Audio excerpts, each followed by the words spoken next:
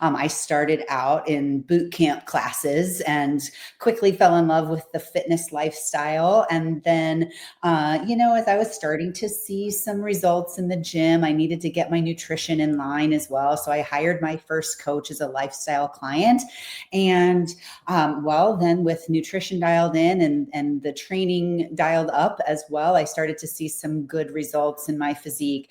And a little birdie told me that I should compete someday. And I was like, hell no, I'm not putting a thong on in front of all of those people on stage. Like, what, are you crazy? But that thought never left my mind. And at the time, you mentioned I do advertising. I own an advertising agency. And so I was doing some social media management for one of the natural federations for bodybuilding. And so I was able to see and celebrate, athlete spotlights and things. And I really kind of fell in love with the discipline and the dedication that I was seeing across the screen.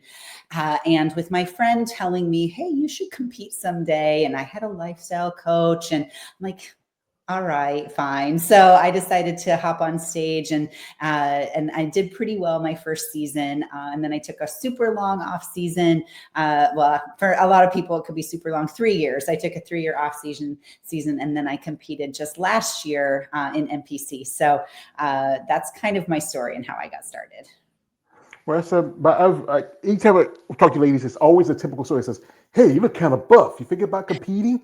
And that's how some ladies get to the bodybuilding world. Some been a fan of the sport for a long time, but I've been around for a little over almost 100 years, especially as a competition. NPC, IBB is top level competitors. You mentioned natural competitor organizations, that's is OCB and several others.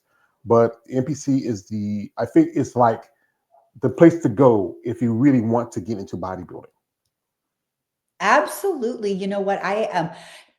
Gosh, as it's being, the largest federation in the world, there's so many shows every single weekend, no matter where you want to go and travel and see new places and meet new people, which that's why I do this sport. Honestly, it's just the people are amazing. But I have to say, I have a lot of natural competitors as clients who they're so intimidated to join the NPC and to compete because they think, oh, I don't take steroids. And I'm like, you know what? Everyone belongs on the NPC stage, whether you're natural, whether you're not. Everybody's included and involved, and it's just a wonderful federation. So, but by all means, it's got the largest amount of shows that you can be in. So wherever your heart wants to take you, you can compete. So. Yeah, I just watched the Nationals Championships just past weekend, and a young lady I saw, I follow her name is Natalie Hayes. She's also a national competitor. She's competing both OCB and NPC. Impressive young lady. And I know I've interviewed a few natural competitors from OCB and even natural bodybuilders in NPC, not really. And it's tough because with the other competitors, they're enhanced. They have a little bit of advantage. With a natural competitor, you're going in here, you're not taking any kind of performance enhancers or pads or anything.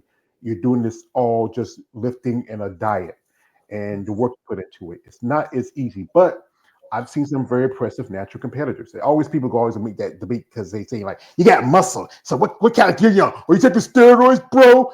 No, it's just hard work and also discipline. Yeah, absolutely. You know what? I mean, you've got to have that discipline. And I tell you, if you don't live the lifestyle and you don't put in that hard work, no amount of PEDs is going to get you there anyway. So you really have to do the hard work. And of course, it could give you a little bit of an advantage, but hey, the good thing about NPC, there are no rules. So as long as you know the rules, then you're all good. Well, we had a discussion the other day about rules and some things like especially certain things like might be advantages. There's a big controversy right now with the current Miss Physique champion, the former Miss Physique champion, accusation of use of some kind of a synthetic oil. Also PMMAs and stuff like that. But that thing is, if it doesn't, it maybe just something to help you give you that little advantage. Especially in this sport. You look at the sport, you look at the people like the current champions in the Olympia, the competitors right now in bodybuilding. And you did the North Americans. That was your last competition last year. A friend of mine competed in the same class with you, Yeda Abdul. Oh my gosh. Yeah. Small world. Yeah, she's a great lady. Shout out to Yeda. And hope we get to see her compete again next year. So why did you take a break for this year? Oh, I have to put on size. I definitely have to put on size. I was so close to getting my pro card, though. I went to two national shows last season. I did Masters Nationals and North Americans. I got second place three times in both figure and physique. So I was really, really close, but that just lit the fire for me that I needed to put on some size, get a little bit more density in my back. That's where my priority muscle group is my back. And I've definitely done that this season. I'm going to grow for another 6 months or so before I start prep and hopefully compete in fall of next year. So that pro card's mine next time. But like I said, yeah, ma'am, I would say best of luck to that. So, Thank what was that experience like for you at first? Because you talk about you want to be on the stage in a thong. We would like to see you in a thong, Renee. That first experience was actually quite fun. And it really showed me that it's a passion of mine. Everybody else is in a thong too. So, and if you're really just worried about that, then, it's a celebration of not only the muscle, but the journey that it took to get on stage. And so that's what I love about this entire sport is just, you get used to it, obviously, the lack of clothing that you do wear, but everybody's in it. And gosh, if you cover it up, you can't see that hard work anyway. So, but it's just a celebration and you get out there and you just, perform your very, very best. And wherever the cards fall, they fall. You can't control who's going to show up next to you that day and all of that stuff. But as long as you're having a good time and you're meeting new people and just advancing the sport of bodybuilding, then that's what it's all about at the end of the day. Yeah, the thing is, this is a sport about not just competition, but also, enjoy yourself as a competitor. Find something that you gain out of it. It's just, if there's anything from the discipline and also the work you put into it, Mhm. like anything, I wish it was like a sport where we got a little more attention, like advertisement. What gets you into that?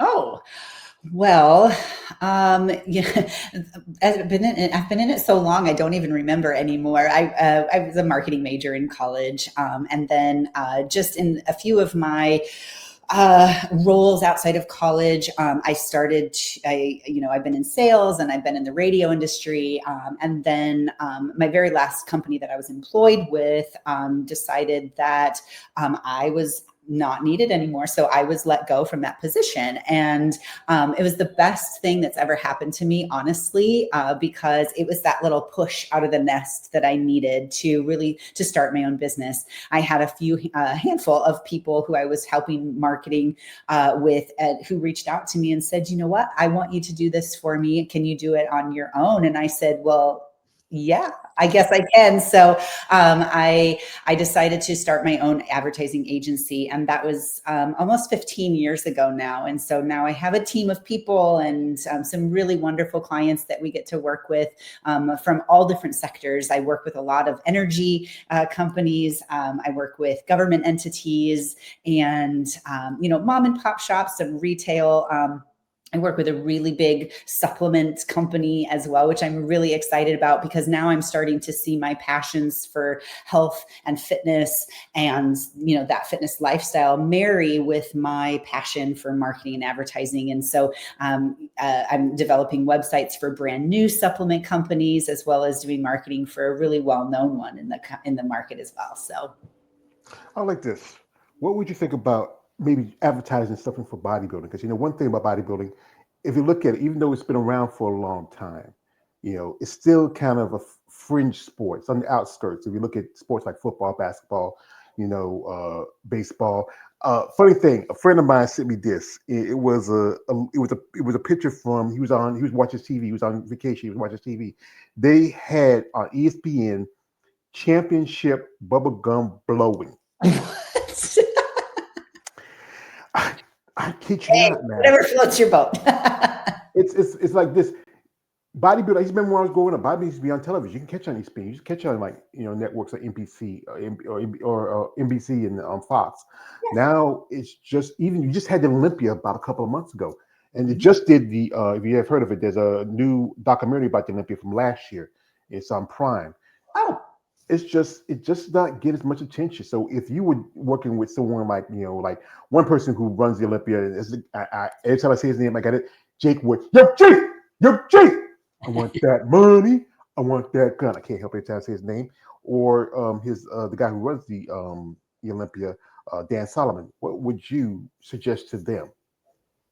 Oh my gosh. Well, not to put him on the spot or anything, but I'm a paid media expert, so that's one of the things I do. I negotiate and put together like really really great media plans for people, and so it would just be some more promotion to get more eyeballs onto the sport, and I not so much competitors, but we just need people supporting those people on stage, right? So we need more spectators in the audience to support and celebrate the hard work that goes into it, because you and I both know, like, it takes a special breed of people to go through the pain and suffering to get on stage. So if you can endure that, most likely you've dabbled in or have considered competing in the past. But we need more people supporting it. We need more people attending the shows, and and maybe then some of the prize money can be increased at the pro level, which would be amazing for all competitors.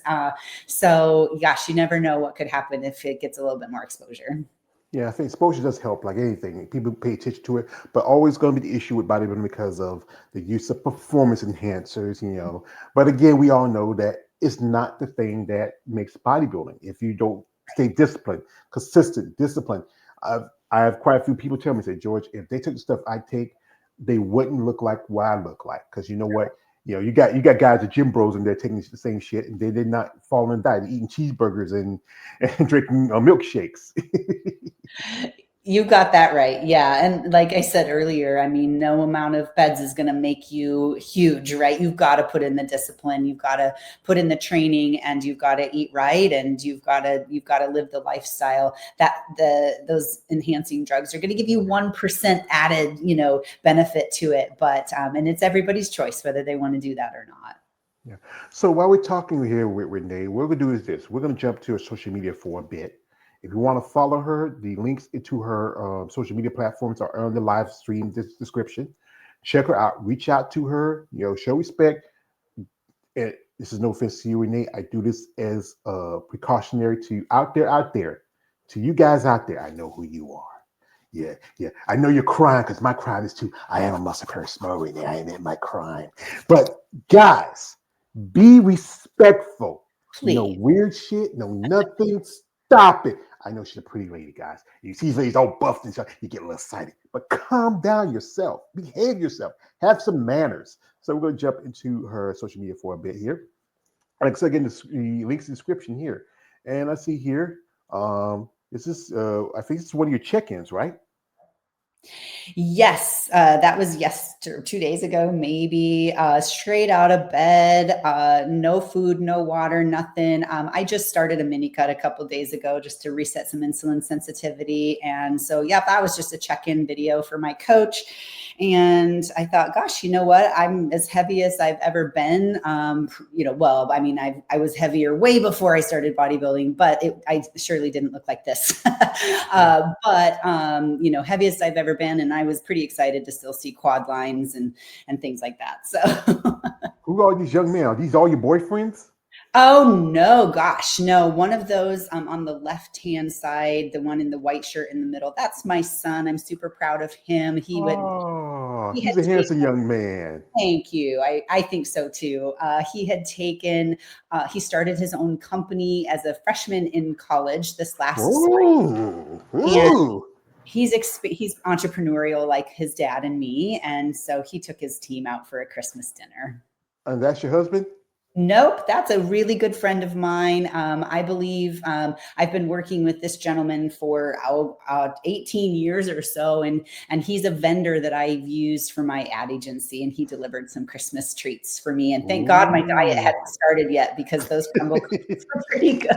Those cookies look good. I mean, I tell you, when I talk with y'all bodybuilders, I know you love y'all sweets, you love your cookies. It's like crack, and here's this, and this is your team. That is my team at the agency. Yep, there's a couple people missing from that are instrumental in what we do, but this was my team and our annual planning day. One of the favorite meetings that I have with my team is I take them out of the office for the day and cater lunch, and we just brainstorm. So And this is one of the companies that you're working with now?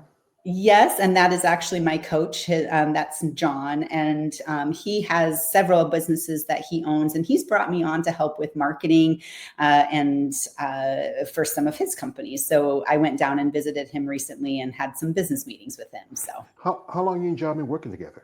4 years, four All right. years. Mhm. And who was your previous coach before then? His name was Ryan. Hmm. And you said you just need, because the reason why you didn't compete this year because you put it on side. So that was I think Sandy was at the North Americans. That was the feedback from her. Oh, yep. I just need to grow. I'm very small. I mean, compared to the rest of the people that I competed with on stage. Gosh, like my stage weight last time I competed last fall, I was 110 pounds on stage. So I'm a pipsqueak compared to some of the people I was with where they're like 140, 145 in the same height class. So I definitely have some size to put on.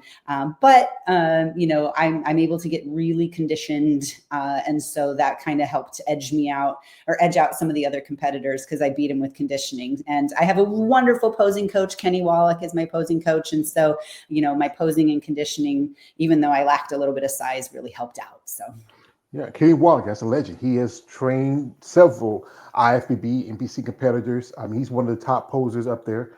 yeah. I would say, one who's right close to him is Christina Mendoza is very popular. A friend of mine, Janine Lakowski, a couple other top posers in the sport. Poses is also an important part of, especially as a bodybuilder. You bet, because you could have the best physique on stage, but not showcase it very well, and you're not going to win. So, posing is super important. And you're And you're here I double have a dipping. coach on that one. Yeah, and you're double dipping. You're doing both physique and figure. Yes, I cross over. Mhm. Yeah, which one you prefer more? Well, my physique prefers figure more. I mean, I think I'm going to do better in figure overall, and probably most likely get my pro card there first because it will happen someday, George. You know that. But physique has my heart. I just absolutely love the posing and the personality up on stage, and that 60-second routine. That's where I love to shine. Before I decided to go into advertising, I was a musical theater major in college. And so singing, acting, dancing, being on stage and performing has always been a huge passion of mine. And so marrying the presentation round and, just that routine to music. And that's where I love that with physique. So Well, ma'am, you have a great physique, I would say, thank and I you. hope we do get your pro card. I mean, ma'am, you don't Fingers need to thank me. You don't need to thank me, man. As a Southern gentleman, it's my honor, my pleasure to tell a lady she's lovely. It's crossed. just Well, in my thank you. nature. Yeah, and that's the thing about this. It's about what you want to bring as a competitor because getting to the pro level is tough. I back in the day, it was a lot harder, but there's a lot more opportunities, especially now you have master shows like the Teen Collegiate, the Masters in Pittsburgh. Mhm. There's USA Masters. Um, I think we're seeing a lot more of. I've interviewed quite a few ladies who are more mature in the sport of bodybuilding. Some ladies who got into sport later in life, others who competed for a long time took a step back and came back. We have Mhm. here some guests here. Shout out to my guests. We got here my man, David from Female Bobbing Forum says Renee is beautiful. Does she have to deal with trolls or overbearing fans? Well, thank you so much. I appreciate that compliment, but I'm pretty lucky. And so, I mean, I'm not inviting any trolls or overbearing fans, but I honestly, I don't. Everybody, for the most part, has been super respectful toward me on social. So, and which I very much appreciate. Yeah, that's good because you know what? I don't want to hear no problem with your husband and your boys saying, "Hey, who's this shit to my mom?" He said, "Who's my Nope. wife?" They'd be like ganging up on somebody. Hey, like, hey, yo. That thing is because this is a very fringe sport, as I said earlier, because it's different, and there's some aspects of it where, especially where you have one side where people who look women like yourself with muscles say, well, she's trying to be manly, she got all those muscles. And then you have the other guy saying, wow, she got all those muscles. I wouldn't like mine. Yes. But that's the thing is that anything that's different from society, it's always going to be issues with it. One more comment here from my man, Kale the Wanderer. Both of my brothers here do content on women on body business. You look nice in those tight shorts, Renee Yeah, posts. He can't help himself. He's more a fan of the muscle more than the sport. I So, see that. I see that. yeah. But I shout out to my brother. I appreciate their support. So, you say you need more time to grow. And Yeah. that's the one thing, I think when I look at the divisions now, especially physique and women's bodybuilding and even figure, it's really starting to become blurred lines if you look at it. Yeah. I think it goes back to judging. I think it goes back to how every sport evolves. Now I think recently now we're gonna have a new division. Excuse me. It's called Fit Model. I can't get on my tongue. I have nothing against the competitors. If any of you come up Fit Models, have nothing against it. I feel like this. You're bringing in something that's going to end up looking like the division you're supposed to, be replacing in a way. Mhm. It's going to evolve. If you look at now, you look how women's bodybuilding has evolved. You look at how physique has evolved in the last few years. Even I'm seeing girls with wellness who have some more muscle density than some women in figure and even bikini. Right. I agree with you. I do think that the lines are getting blurry. And, at what point do you have to step back and say, okay, we're going to start judging this category like we judged it 5 years ago, for example. And some of these ladies, absolutely gorgeous. They have put the time and the dedication in, but they have, outgrown that particular category. And yet they are not encouraged to move up. And so, I think that's, definitely how the sport is evolving. But at some point, you just got to decide, like, where do you fit genetically and where do you aesthetically, what do you want to look like as an athlete? And do you want to build your physique to win on stage, or do you want to build your physique that you're proud of and that you love the way you look? So, I'm going to build my physique how I love to look, because the stage is always going to be there, but it's what, 1, 2, 3, 5 days, 5 days in a couple of years. I don't know, like however many competitions you're going to do, but I have to live in my body every day. And so I'm going to build my body aesthetically how I want it to look. And gosh, if I do better in figure, great. If I do better in physique, awesome. I'm going to cross over just to see where I do best and let those judges tell me where I'm going to fit. But ultimately, because I don't do, I know I'm not going to make this as a career. I mean, if I get to the pro level, which, I'll get that pro card someday, but I'm going to get eaten alive on that pro stage. So I'll compete as a pro at least once, just to say that I did for sure. But, I'm going to build my physique the way I want to live in it. So, Yeah. I interviewed Stephanie Herrera, who won in your class, and she won 3 pro cards that day. oh, And she made her pro debut just last month at Atlanta Coast. Now she was doing physique and women's and figure, but she mhm. made a debut in figure at Atlanta Coast. And I think it's, as you said, it's about how you grow and develop. It takes a lot more time to put on the size and the mass when you compare it to, and you also got to look at genetics as a factor, and also some women just can build muscle a lot better than others. And this, like again, it's a lot more time and work to do it. Yes, absolutely. Well, congratulations to her for getting 3 pro cards. I think that's amazing goals for sure. But yeah, definitely genetics obviously has to play a role in that for sure. But here's the thing. Everybody's genetics, you have dominant body parts, and you can either work with those dominant body parts or you can work against them. I am very quad dominant, very lower body dominant. And so, had wellness been a thing when I started my journey a long time ago, I could have just gone into wellness right away, ignored my upper body, or just trained it minimally, and like let genetics carry me. But instead I chose to go that physique route and figure, and worked really hard to bring up my back to match my lower body. And so because that's the look I prefer for myself. And so I don't know where I'm going with this, but I'm just saying, get whatever aesthetic you like, definitely train that way so that you look the way you want to look walking around, at the beach, at the pool, in the shower, however you want to look. That's how you should train. Yeah, because I think again, genetics is how I see ladies who I think look more aesthetically closer to certain divisions. Like if you look at a girl in physique who looks more like she should be in women's bodybuilding. You look at a girl who's in figure should be physique. You're looking at even some women in bikini should be in figure. Wellness is, I think it's really, if you don't have those dominant lower, in the quads and in the glutes and in the calves, you don't have that, I would say like this, those strong aesthetic Afro, genetics, where that's why the Brazilians are so dominant in that division. Yes. I mean, there's some women who couldn't easily cross over to women's bodybuilding if they put on the size. But like again, it's about how you grow as an athlete.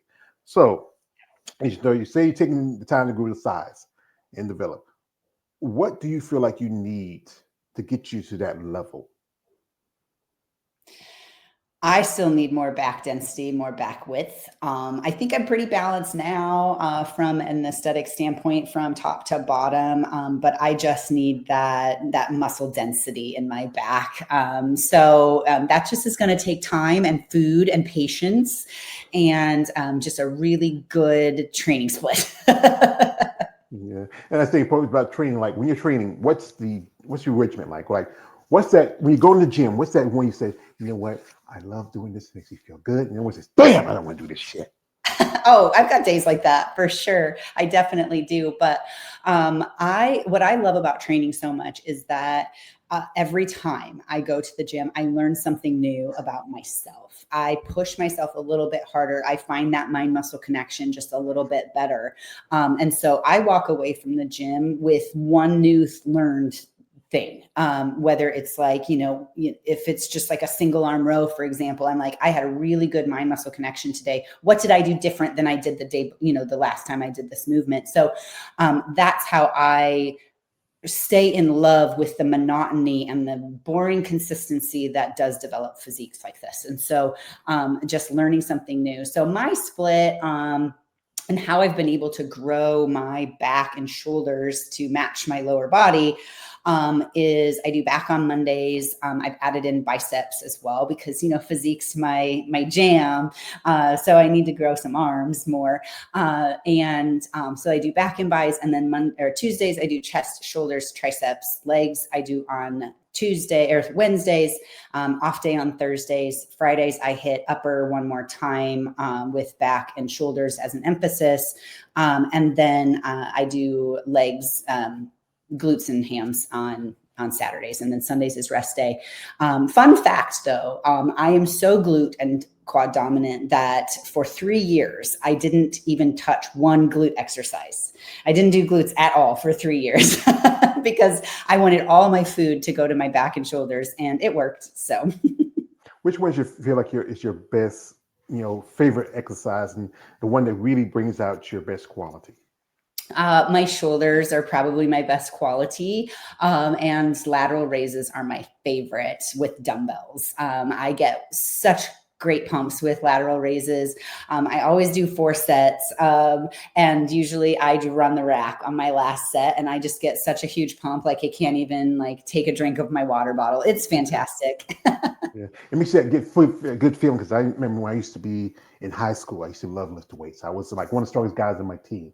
And I used to love getting down that bench press.